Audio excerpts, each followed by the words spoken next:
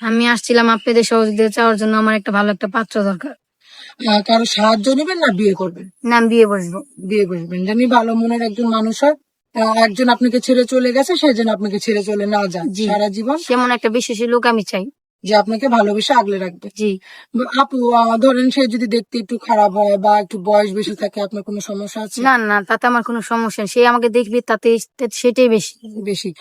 আপু, আপনার এই ভিডিও ছাড়ার পর অনেক দেশ বিদেশ থেকে অনেক ভাই কল দেবে, যদি কোনো প্রবাসী ভাই আপনার দায়িত্ব নিতে চায়, আপনার কোনো সমস্যা নাই তো? না না, তাতে আমার কোনো সমস্যা কারণ নেই। প্রবাসীদের মন কিন্তু অনেক ভালো থাকে, জি, সেটা এটার আমি কোনো জানি। সমস্যা নেই।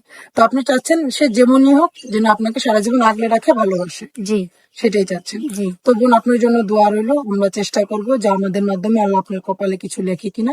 সুপ্রিয় দর্শক, ক্যামেরার সামনে দাঁড়িয়ে আছে ফাতেমা আপু।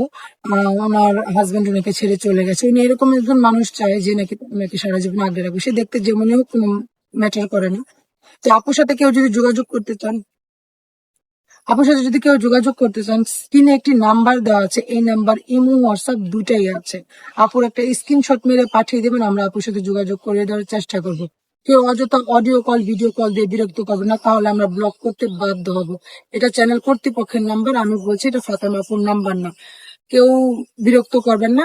তো আপু, নামাজ কালাম পড়া হয়? জি, নামাজ কালাম পড়া হয়। আল্লাহর কাছে দোয়া করেন যেন আপনাকে আল্লাহ একটা ভালো মনের মানুষ দেয়। আপু, তাহলে ভালো থাকবেন, সুস্থ থাকবেন। আসসালামু আলাইকুম। ওয়ালাইকুম আসসালাম।